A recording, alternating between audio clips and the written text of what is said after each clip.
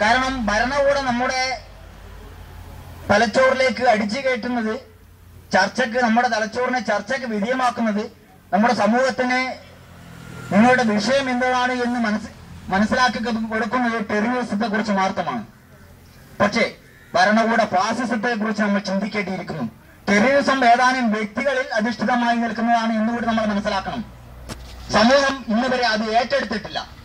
പക്ഷെ ഇന്നത്തെ രാഷ്ട്രീയ സമൂഹം ഈ ഫാസിസ്റ്റ് ചിന്താഗതി വളരെ ഫലപ്രദമായി ഏറ്റെടുത്ത് നടപ്പിലാക്കിക്കൊണ്ടിരിക്കുന്ന കാര്യമാണ് എന്ന് നമ്മുടെ അമ്മ പെങ്ങന്മാർ മനസ്സിലാക്കേണ്ടിയിരിക്കുന്നു. നമ്മുടെ ഈ ഫാസിസ്റ്റ് ഈ ഡെമോക്രസിയിൽ എങ്ങനെയാണ് ഈ ഫാസിസം കടന്നു വരുന്നത് എന്ന് നമ്മൾ മനസ്സിലാക്കേണ്ടി. ഖദർ കുപ്പായത്തിൽ എങ്ങനെ ഫാസിസം കടന്നു വരുന്നു? എനിക്ക് തോന്നുന്നത് ഈ ഖദറിനാണ് ഏറ്റവും എളുപ്പത്തിൽ ഫാസിസം നടപ്പിലാക്കാൻ പറ്റുക എന്ന് ഞാൻ മനസ്സിലാക്കിയാണ്. കാരണം 2 സമരങ്ങൾ കണ്ണൂർ ജില്ലയിൽ നടന്നുകൊണ്ടിരിക്കുമ്പോൾ അവിടെ ഏറ്റവും വേഗത്തിൽ ഫാസിസ്റ്റ് ചിന്താഗതി നടപ്പിലാക്കിയത് നമ്മുടെ ചേലോറയിലാണ്. അപ്പോൾ ചില ഖദർധാരികൾ ഒത്തുകൂടിക്കൊണ്ടാണ് അവിടെ ഫാസിസം നടപ്പിലാക്കിയത്. എനിക്ക് തോന്നുന്നത് ഏറ്റവും എളുപ്പത്തിൽ ഈ ഫാസിസ്റ്റ് രീതി നടപ്പിലാക്കാൻ പറ്റുന്നത്, ശ്രമിക്കുന്നത് ഖദർധാരികളാണെന്ന് നമ്മൾ മനസ്സിലാക്കേണ്ടിയിരിക്കുന്നു. അന്നത്തെ ഹിറ്റ്ലർ മുസോളിനിയുടെ കാലത്ത് ഹിറ്റ്ലർ ഒരു അഭിവാദ്യം ചെയ്യുകയുണ്ടായി അന്നത്തെ സ്ത്രീ സമൂഹത്തോട്.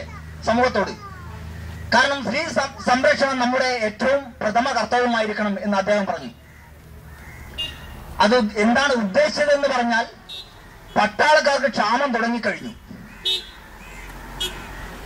യുദ്ധത്തിൽ 10,000 ലക്ഷങ്ങൾ ഇങ്ങനെ മരിച്ചുകൊണ്ടിരിക്കുകയാണ്. അപ്പോൾ ഇദ്ദേഹം ഒരു സുപ്രഭാതത്തിൽ സ്ത്രീ സംരക്ഷകരായി മാറിക്കൊണ്ട് ആഹ്വാനം ചെയ്യുകയാണ്, നമ്മുടെ സ്ത്രീകൾക്ക് പ്രഥമ പരിഗണന നാട്ടിൽ കൊടുക്കണം.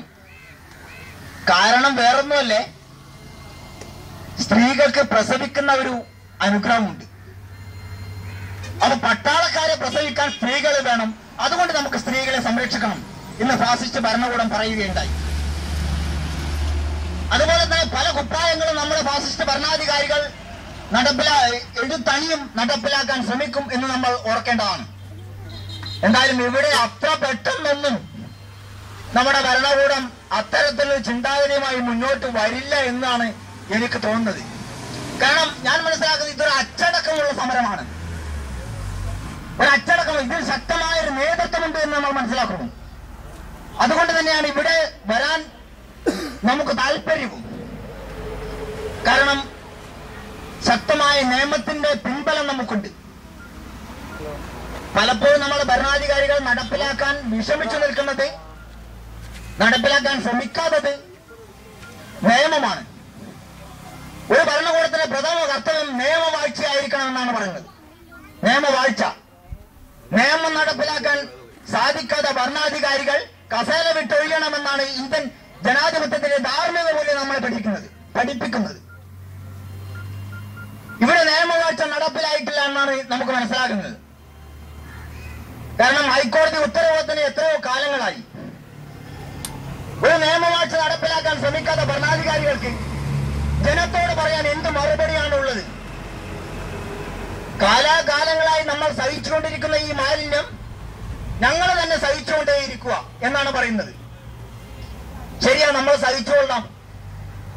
പക്ഷേ നാറാണത്ത് ഭ്രാന്തൻ എന്ന് ഞാൻ പറയുന്നില്ല. ഇന്ന് പലരും നാറാണത്ത് ഭ്രാന്തൻ എന്നാണ് പറയുന്നത്. ഞാൻ നാറാണത്ത് സ്വാമി എന്നാണ് പറയുന്നത്. നാറാണത്ത് ഭ്രാന്തൻ തപസ് ചെയ്തു. അപ്പൊ ഭഗവാൻ ഇങ്ങനെ പ്രത്യക്ഷപ്പെട്ടു, നിങ്ങൾക്ക് വരം വേണമെന്ന് പറഞ്ഞു. എനിക്ക് അമരത്വം തന്നെ. അമരത്വം കൊടുക്കുവാൻ ആർക്കും പറ്റില്ലല്ലോ. അതുകൊണ്ട് വേറൊന്നും എനിക്ക് വേണ്ട, എനിക്ക് അമരത്വം മതി. ഒരു വരവും വരാതെ തിരിച്ചു വരാൻ നമുക്ക് പറ്റില്ല എന്ന് പറഞ്ഞപ്പോൾ നാരായണത്വ സ്വാമി പറഞ്ഞു, എന്നാൽ എന്റെ ഇടത്തെ കാലിനെ മന്ത് വലത്തെ കാലിനാക്കി തന്നെ. ശരി, ഞാനത് ചെയ്തിരിക്കുന്നു. എല്ലാ ഭരണകൂടവും ചെയ്യുന്നത് ഇത് തന്നെയാണ് എന്ന് നമ്മൾ മനസ്സിലാക്കണം. മാലിന്യത്തിന്റെ കാര്യത്തായാലും എല്ലാ കാര്യത്തിലായാലും ഭരണകൂടങ്ങൾ ചെയ്യുന്നത് ഒരു സ്ഥലത്തിനെടുത്ത് വേറെ സ്ഥലത്ത് മാറ്റി വെക്കുക. അതേ പറ്റൂ. ഇവിടെ അത്രേ പഠിച്ചിട്ടുള്ളൂ എന്ന് നമ്മൾ മനസ്സിലാക്കണം. നമ്മുടെ പയ്യാമ്പലത്ത് ശവം കത്തിക്കുന്ന കുഴലുണ്ടാക്കിയ കഥ നിങ്ങൾ അറിയില്ലേ?